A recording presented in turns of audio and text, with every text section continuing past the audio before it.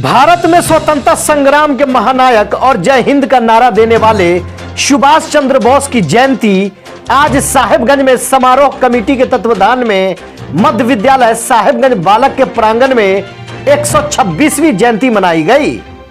कार्यक्रम की अध्यक्षता नागेश्वर तिवारी ने किया। वहीं मुख्य वक्ताओं में यादव लाल पटेल, सुभाष कुमार, लाल बाबू सहनी समेत कई वक्ताओं ने नेताजी सुभाष चंद्र बोस के जीवन संघर्ष पर चर्चा की। प्रिय कॉमरेड साथियों, हम लोग आज यहाँ जमा हुए हैं जिस महान देशभक्त नेताजी सुभाष चंद्र बोस की जयंती मनाने के लिए। वे कैसे थे, उनका क्या काम था और उनके काम से हम लोग प्रेरणा लें और भविष्य में वैसा ही हम लोग भी काम करें, तभी यह जाकर देश की में जो भ्रष्टाचार है वह मिट सकेगा और जो कुशासन है वह दूर हो सकेगा। परिचय क्या हुआ सर आपका? जी, परिचय क्या हुआ आपका? हाँ, मेरा नाम नागेश्वर तिवारी हुआ। मैं शिक्षक पद से निवृत्त हूँ। नेताजी सुभाष चंद्र बोस जयंती समारोह कमेटी के जिला के साथी महोदय सभा की अध्यक्षता कर रहे हैं।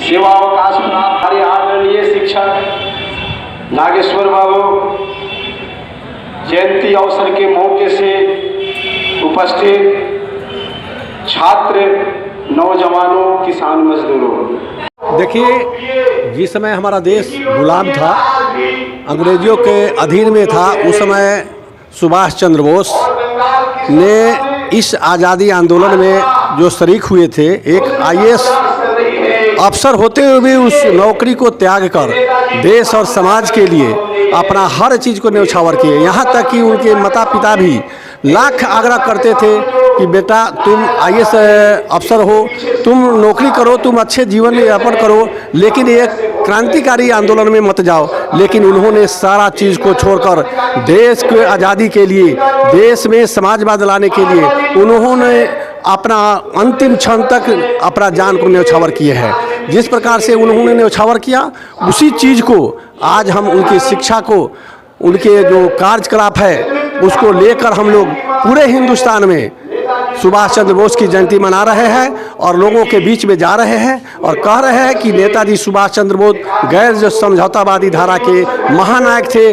उन्होंने देश में जो वर्ग विभाजित उस समय भी जो समाज था, एक तरफ वो अंग्रेज था, दूसरी तरफ हमारे हिंदुस्तान की जनता थी। जनता के पक्ष में उन्होंने खड़ा हुआ और जनता के लिए करने के लिए उन्होंने हर कुछ जो न्यौछावर किए हैं। आज देश भले हमें आज़ादी दे दिया, हम आज़ाद कहने के लिए है, लेकिन हमें आज सामाजिक, आर्थिक, राजनीतिक इन तमाम मुद्दों पर हम आज़ाद नहीं हुए हैं। आज भी उनके आज़ादी का जो सपना था, जिस सपना को लेकर आज हम लोग इस देश में सुभाष चंद्र बोस की जयंती मना रहे हैं। क्योंकि सुभाष चंद्र बोस का ये सपना था कि देश जब हमारा आज़ाद होगा, हमारे देश में कोई भूखे नहीं मरेंगे, कोई शिक्षा के बिना अशिक्षित नहीं रहेंगे, कोई आवास के बिना बेघर नहीं रहेंगे, कोई बीमारी पड़ने पर उसको दवा दारू का प्रबंध सरकार के द्वारा होगा।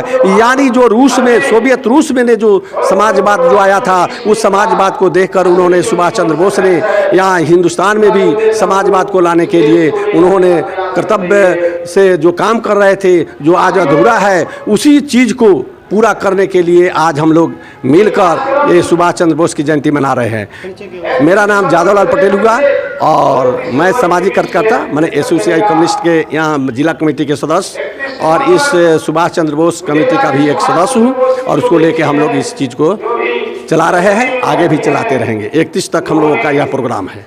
आप सबों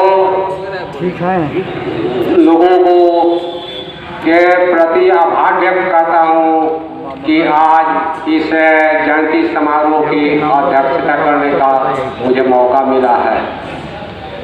मेरे जवान साथियों, हम लोग आज यहाँ जमा हुए हैं इनकी जयंती मनाने के लिए।